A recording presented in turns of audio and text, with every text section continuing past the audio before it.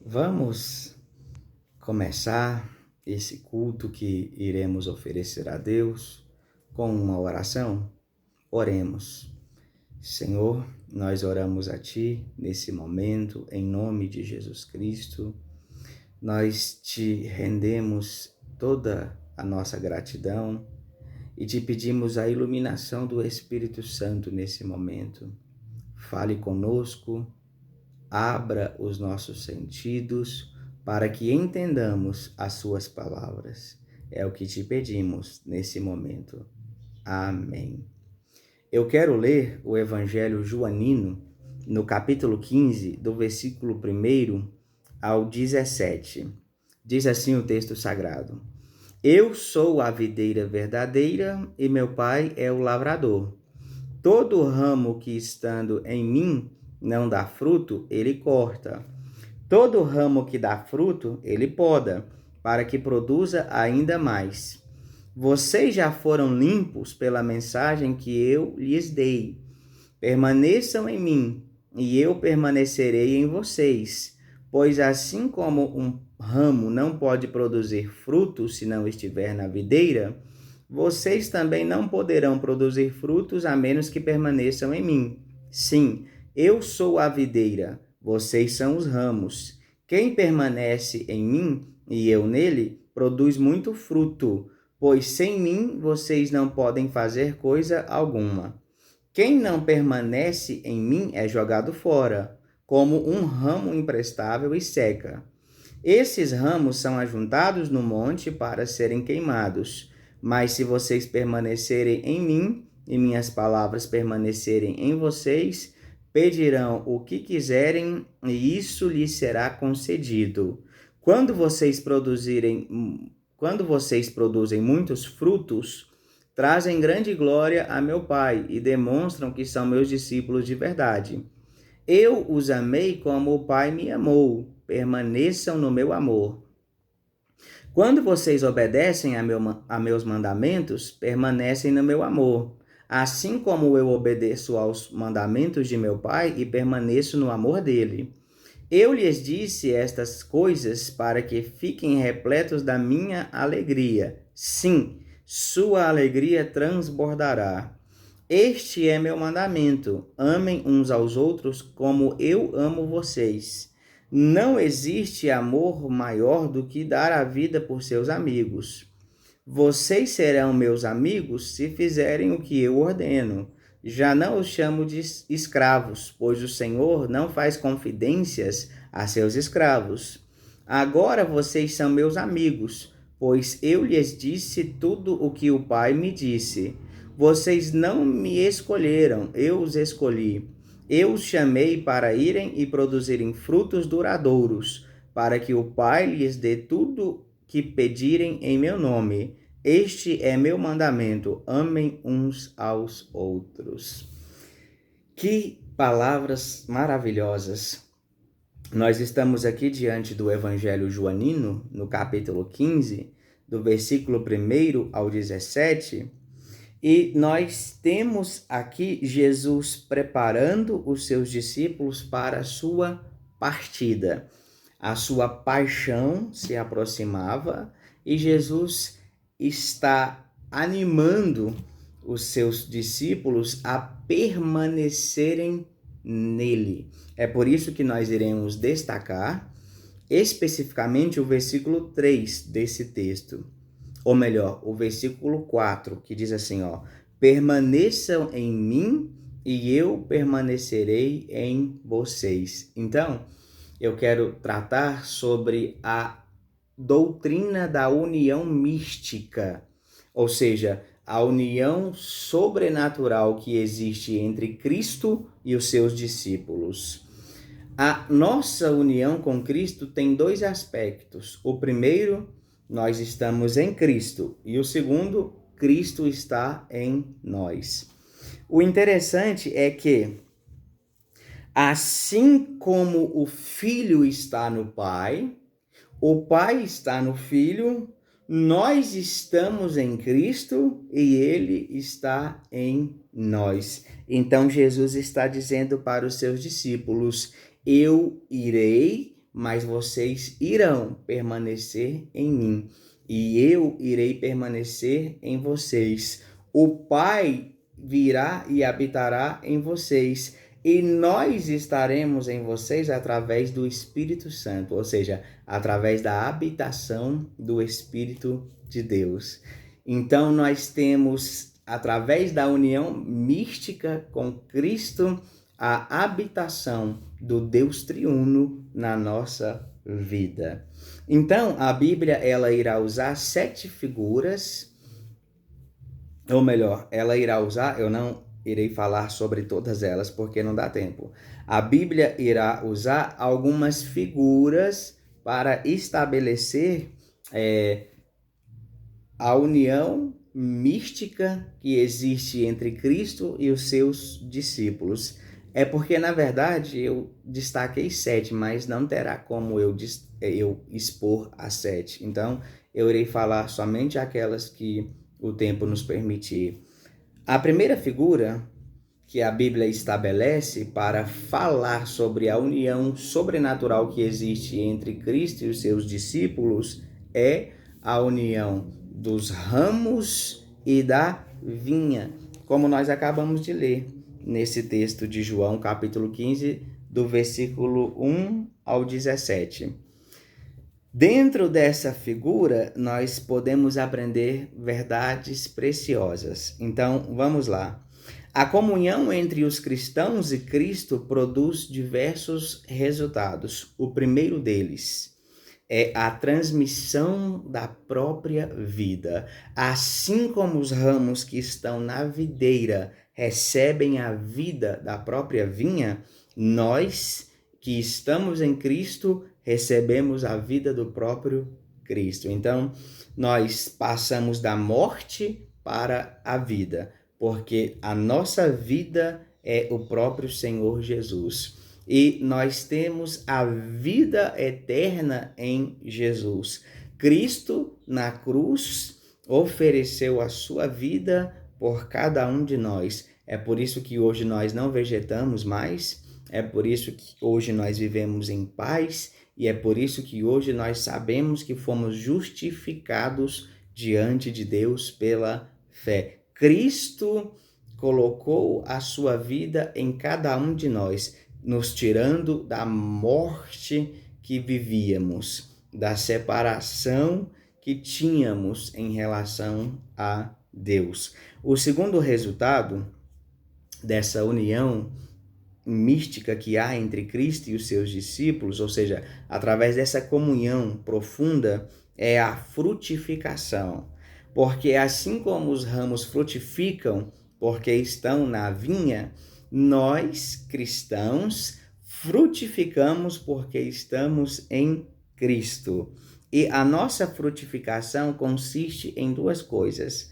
A primeira delas é na conduta ética, na moral, no comportamento, nas atitudes, nas palavras, naquilo que nós fazemos, nas vestimentas. Uma pessoa que está em Cristo, ela terá sua vida completamente mudada. Será uma transformação radical. Essa mudança afetará o seu coração. Será uma mudança de dentro para fora, e isso afetará o seu linguajar, a sua forma de se vestir, a sua forma de interagir com as pessoas do seu ambiente. Então, uma das primeiras coisas na frutificação que nós vemos é a conduta, o comportamento, a ética, a maneira que o discípulo de Cristo irá se conduzir. A segunda frutificação é que nós iremos trazer outras pessoas para Cristo. Então, isso faz parte da nossa vida com Deus. Outras pessoas virão para Cristo através de nós, porque nós somos os ganhadores de almas para Deus. Foi Cristo que nos comissionou e foi Ele que nos ordenou: ide por todo o mundo e pregai o evangelho a toda criatura. O terceiro resultado dessa comunhão que existe entre Cristo e os seus discípulos é a oração eficaz. Através da oração eficaz, nós iremos verificar que, para a realização daquilo que é necessário acontecer na vida espiritual do cristão, nós teremos que desenvolver esse hábito com o Senhor. Olha o que diz o versículo 7 do texto que lemos. Mas se vocês permanecerem em mim e minhas palavras permanecerem em vocês, pedirão o que quiserem e isso lhes será concedido. Nós sabemos que Deus não concede os desejos do nosso coração da forma como nós queremos, mas nós iremos pedir de acordo com a própria vontade de Deus. Então Deus nos concederá, porque os nossos pedidos não serão mais egoístas, e sim de acordo com o propósito soberano de Deus. O quarto resultado dessa união mística que existe entre Cristo e os seus discípulos é a glorificação do Pai. Mediante a frutificação, ou seja, tanto na nossa ética como na questão de pessoas que nós trazemos para o reino, Deus será glorificado. Olha o que diz o versículo 8 do texto que lemos. Quando vocês produzem muitos frutos, trazem grande glória a meu Pai e demonstram que são meus discípulos de verdade. Então, Deus é exaltado através do comportamento do cristão e através das pessoas que são ensinadas, dos discípulos que são feitos por todas as nações. E o quinto resultado da nossa comunhão com Cristo, através dessa união espiritual, é a plenitude de alegria que flui como resultado natural dessas realidades. Olha o que diz o versículo 11. Eu lhes disse estas coisas para que fiquem repletos da minha alegria. Sim, sua alegria transbordará. Então, olha os resultados que nós temos quando estamos unidos a Cristo. Só temos a ganhar. A segunda figura que a Bíblia estabelece para falar sobre o relacionamento que existe entre Cristo e os seus discípulos é a figura dos membros e da cabeça do corpo. Isso nós podemos ler em 1 Coríntios 12, em Efésios capítulo 4, do versículo 4 ao 16. Temos que observar algumas coisas. A primeira delas, a igreja é o corpo místico de Cristo. A igreja é o corpo espiritual de Cristo. Isso significa que Cristo tem dois corpos. Um deles é o seu corpo físico glorificado que está assentado à destra de Deus no céu. E o segundo é o seu corpo espiritual, que é a igreja, do qual ele é a cabeça. Segundo, como os membros do corpo físico necessariamente participam da mesma natureza e união de que a cabeça participa, assim também sucede a Cristo e seu corpo. Então, existe uma participação na mesma natureza e não meramente diversidade de funções dentro das dimensões espirituais. Terceiro, existe o princípio da unidade na diversidade. Quarto, Paulo se volta para a figura ilustrativa do corpo humano. Quinto, um corpo humano possui muitos membros e cada um desses membros tem a sua respectiva função. Todas essas funções visam fazer o corpo funcionar em harmonia e tudo contribui em parte para o bem-estar do corpo. E sexto, todos os dons espirituais operam dentro do corpo de Cristo e visam edificar o mesmo. Quando Paulo faz essa analogia entre o corpo, que é formado pelos membros, e a cabeça, ele está falando sobre os dons espirituais que a igreja possuía, especificamente a igreja de Corinto, lá em 1 Coríntios, capítulo 2, do versículo 12 ao 27. Então, existem algumas verdades aqui. A primeira delas é que o corpo sem cabeça não pode ter vida. Se o corpo experimentar a morte cerebral, ainda que todo o restante do corpo esteja funcionando bem, ele está fadado à morte. Se a cabeça experimentar a morte cerebral, o corpo está completamente fadado à destruição. Então, o corpo só pode ter vida por causa da cabeça, por causa do cérebro. Se a cabeça morrer, o corpo morre. Então, como Cristo é a cabeça da igreja, a cabeça do corpo que é a igreja jamais deixará de ter vida um dia, porque a cabeça do corpo, que é o Senhor Jesus, jamais experimentará a morte. Ele morreu e ressuscitou e venceu a morte e agora viverá para sempre. É por isso que podem se levantar reinos, nações, governos contra a igreja, que ninguém nunca conseguirá parar a igreja, porque a vida da igreja, ela procede de Cristo, e Cristo não pode morrer, não pode sucumbir, não pode ser derrotado. É por isso que nós somos mais do que vencedores. A segunda verdade é que, assim como o corpo não pode ter vida sem a cabeça, nenhum membro do corpo pode ter vida se estiver fora do corpo. Então, se uma mão for arrancada do corpo, ela morre. Se uma perna for arrancada do corpo, ela morre. Então, isso vale para cada um dos cristãos. Nós temos vida porque pertencemos à igreja, o corpo de Cristo. Qualquer pessoa que estiver fora da igreja, ela irá perecer. E em terceiro lugar, não existe nenhum membro do corpo que não seja importante. Até os membros mais fracos, mais insignificantes e aqueles que nós damos menos importância, eles vão ser úteis.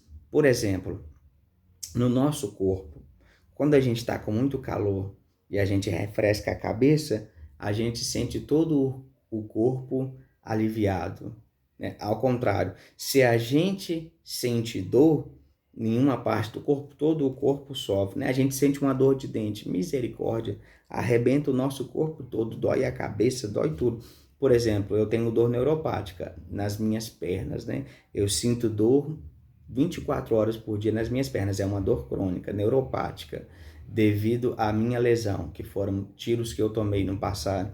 Então, quando as minhas pernas começam a doer, parece que as dores vão subindo, subindo, subindo, subindo, e elas atingem até a minha própria cabeça, porque o corpo é um conjunto de membros que todos trabalham visando o bem e a vida do próprio corpo em si. Assim funciona com a igreja, né? O olho não pode dizer para o nariz que não precisa dele, a boca não pode dizer para o ouvido que não precisa dela, o olho não pode querer ser ouvido, o ouvido não pode querer ser boca. Então, cada membro tem a sua função no corpo e todos eles são igualmente importantes. Então, a mão não pode dizer que não precisa do pé, o pé não pode dizer que não precisa da mão.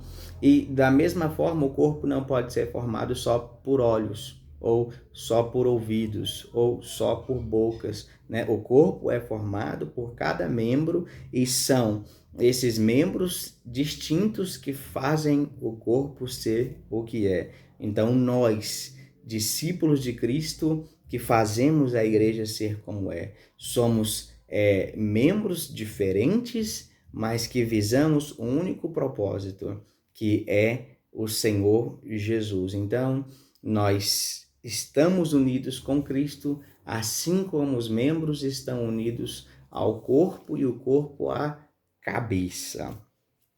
A terceira figura que a Bíblia estabelece para falar da união que existe entre Cristo e os seus discípulos é a figura das ovelhas e o pastor. Ou seja, assim como as ovelhas estão próximas ao seu pastor, são cuidadas pelo seu pastor, alimentadas pelo pastor, são tosadas pelo pastor, são protegidas pelo pastor. Assim nós estamos em Cristo, que é o nosso bom pastor.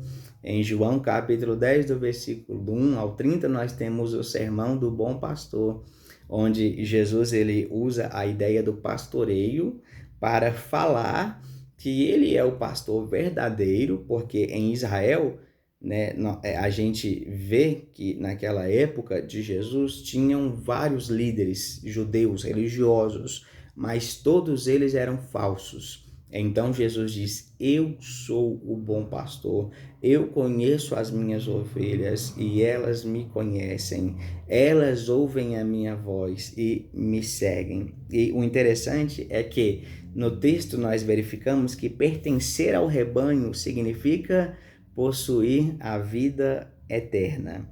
E Cristo, no texto em si, ele é a porta de acesso para todo o rebanho de Deus. Ou seja, nós entramos na vida eterna, nós entramos no céu, nós entramos na presença de Deus por causa do Senhor Jesus.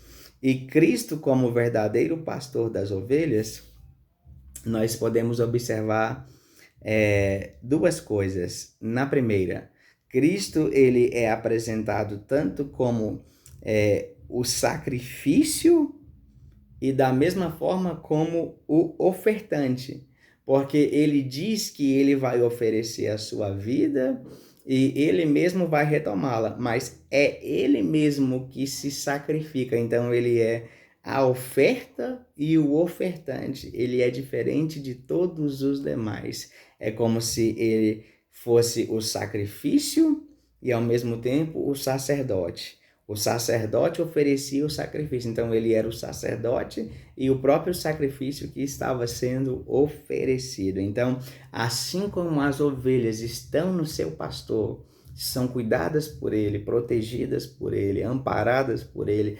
tosadas por ele, são livradas do mal por ele, assim nós estamos em Cristo. A quarta figura que a Bíblia usa para estabelecer a união sobrenatural que existe entre Cristo e os seus discípulos é a figura da nova criação e do novo Adão, ou melhor, do segundo Adão, uma melhor maneira de expressar. Isso está lá em 1 Coríntios 15, do versículo 45 ao 50. Nós sabemos que a velha criação e o velho Adão estão registrados a partir do livro de Gênesis. E a nova criação e o segundo Adão estão registrados especificamente no Evangelho, ou melhor, no Novo Testamento, começando pelo Evangelho. E Adão, né, o velho Adão, ele é o representante da primeira criação, que é essa criação como nós a conhecemos. E o segundo Adão, que é Jesus, é o representante da nova criação. Ou seja, assim que, se alguém está em Cristo, nova criação é, ou nova criatura é. Eis que as coisas velhas já passaram, eis que tudo se fez novo. Então Adão caiu e com ele toda a humanidade. Jesus Cristo venceu e com ele toda a igreja. Aqueles que seguem o exemplo de Adão terminam os seus dias dentro de uma sepultura e sem nenhum tipo de esperança. Mas aqueles que seguem a Jesus Cristo são alimentados pela esperança da ressurreição e da vida eterna. Então, quando nós olhamos para a velha criação e o velho Adão, nós ficamos desesperados. Mas quando nós olhamos para a nova criação e o segundo Adão, nós ficamos completamente consolados. Então, assim como a velha criação está no velho Adão, a nova criação está no segundo Adão, que é Jesus. E assim como a nova criação está intimamente ligada ao segundo Adão, nós que somos discípulos de Jesus, estamos intimamente ligados a Ele. Então, Olha que lindo, né? Falar sobre a união mística que existe entre Jesus e os seus discípulos. A quinta figura que a Bíblia estabelece para falar da união mística que existe entre discípulos e que existe entre Jesus e os seus discípulos é a figura mais importante para mim. É a figura mais profunda que existe para mim. É a figura da noiva e do noivo. Nós sabemos que no Antigo Testamento Deus era considerado o marido de Israel, mas no Novo Testamento Cristo é considerado o noivo da sua igreja. Isso está em Apocalipse 19, do versículo 7 ao 9, e em Efésios 5, do 21 ao 32. Existem algumas verdades dentro dessa figura que nós podemos aprender. A primeira delas é que a união entre marido e mulher é a mais íntima que existe na terra, porque só para um casal é dito: os dois se tornarão uma só carne. Então, é a união mais profunda que existe. Então, assim como o marido está ligado à esposa e a esposa ligada ao seu marido, os discípulos estão ligados a Cristo. A segunda verdade é que marido e mulher cuidam um do outro e cuidam da sua família. E Paulo, ele vai dizer que assim como Cristo ama a sua igreja, o marido deve amar a sua esposa. E assim como a igreja se dedica a Cristo e se submete a ele, a mulher deve amar o seu marido e se submeter a ele. Então, o padrão de conduta e comportamento do marido em relação à mulher é Cristo. E o padrão de comportamento e de conduta da esposa é a igreja. Então, nós temos que amar nossa esposa como Cristo ama a sua igreja, e a nossa esposa tem que nos amar e se dedicar a cada um de nós como a igreja se dedica e ama ao seu Senhor Jesus. A terceira verdade é que a fidelidade é exclusiva de um para o outro. Então, o marido é completamente fiel à sua esposa e vice-versa. Então, o homem é marido de uma só mulher e a mulher é esposa de apenas um homem. Assim como Cristo é fiel à sua igreja e a sua igreja é fiel ao seu marido. E dentro disso nós temos uma quarta verdade, que é a questão do adultério. E aqui nós iremos verificar tanto o adultério físico, que nós conhecemos bem, como o adultério espiritual, que é quando nós traímos o nosso Senhor, quando nós o negamos, quando nós o trocamos, quando nós o substituímos na nossa vida. Então, assim como o cônjuge pode trair o seu parceiro, assim a igreja pode trair também o seu marido, que é Jesus. Então, sejamos vigilantes, fiquemos atentos, porque Cristo, ele requer de nós, os seus cristãos, os seus discípulos, total fidelidade, e nós seremos fiéis a ele até o fim. Amém? Então, essas são as figuras que a Bíblia estabelece para falar sobre a união mística que existe entre Jesus e os seus discípulos. Deus vos abençoe, que vocês considerem a união mística com Cristo uma das coisas mais fundamentais da vida e vivam fiéis ao Senhor Jesus, assim como a noiva vive fiel ao seu marido. Amém?